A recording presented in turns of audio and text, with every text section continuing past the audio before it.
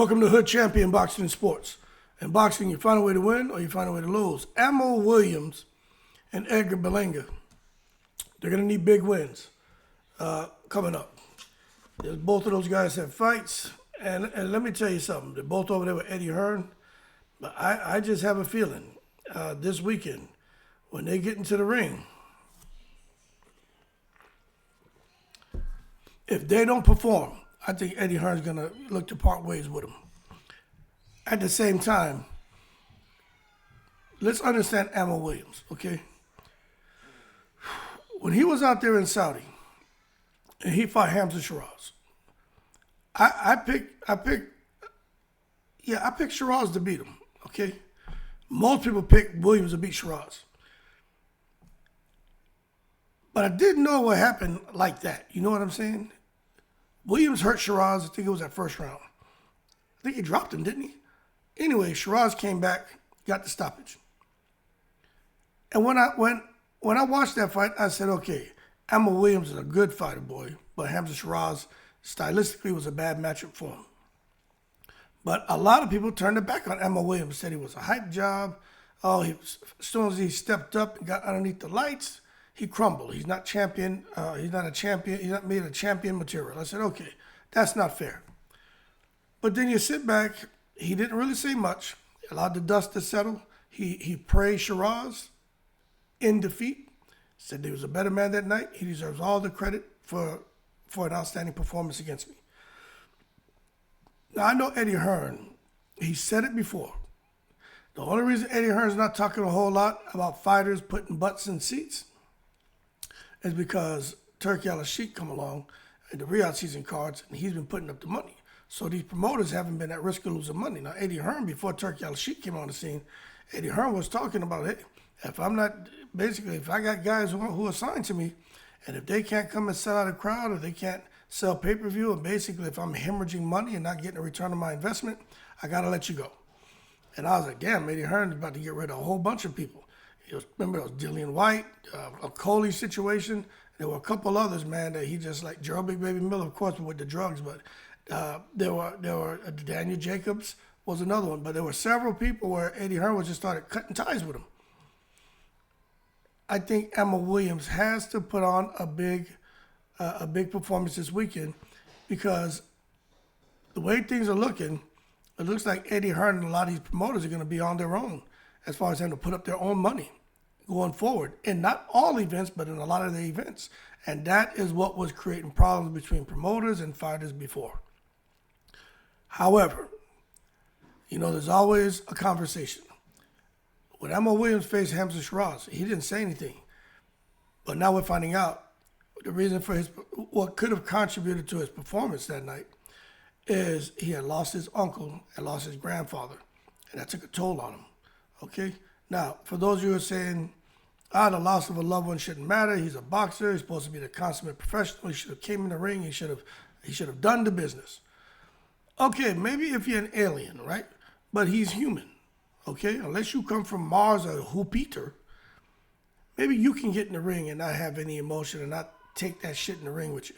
Okay? But he's human. The other thing is, his first time fighting underneath the bright lights. I think it was TNT Sports, Riyadh season, all of this attention on the fight. Something else he hadn't been used to. And then the third thing, and probably the most important thing, is that long-ass flight to Saudi and just the jet lag.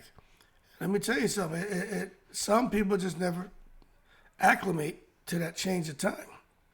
They get over there and they can't handle the weather. Now remember, I'm not a guy who's just talking out of my ass. I've made that trip to Saudi twice.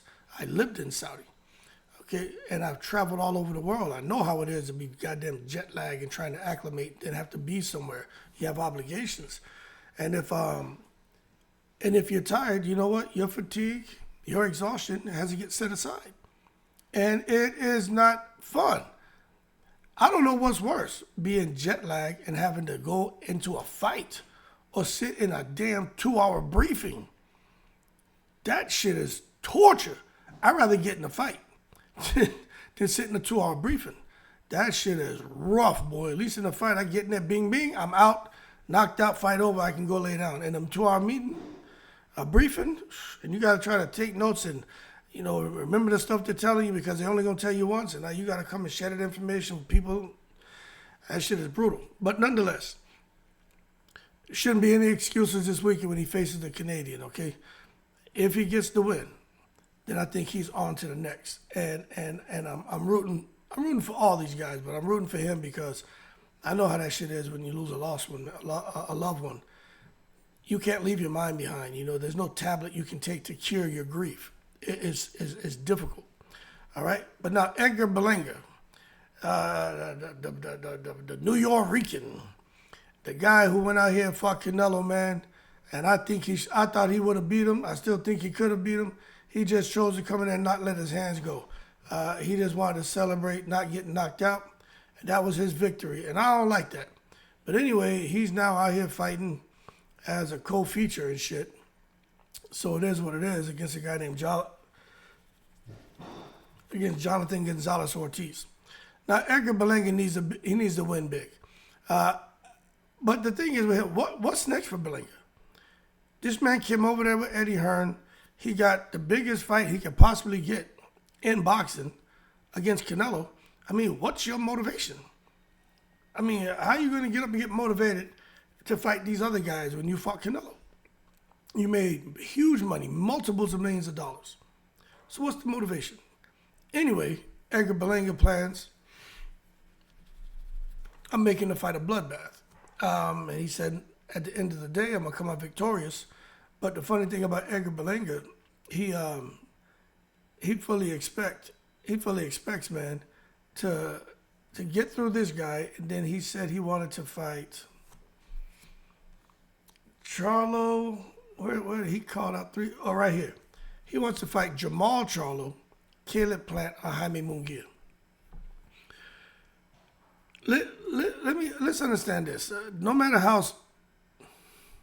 how spirited his effort is this weekend, no matter what he thinks about himself, I got to see how he performs, right? But I'm just looking at Caleb Plant. Caleb Plant didn't. He got in there with a guy who was brawling in the wild, and that guy had some success against Caleb Plant. Caleb Plant the referee could have stopped that fight when Caleb Plant got hurt. But anyway, they didn't stop the fight. It continued. Caleb Plant made the right adjustments, put the bing-bings on the guy. But Caleb Plant dodged the bullet because that could have been a knockout. Berlanga and Caleb Plant. I think Berlanga has a good chance on stopping Caleb Plant.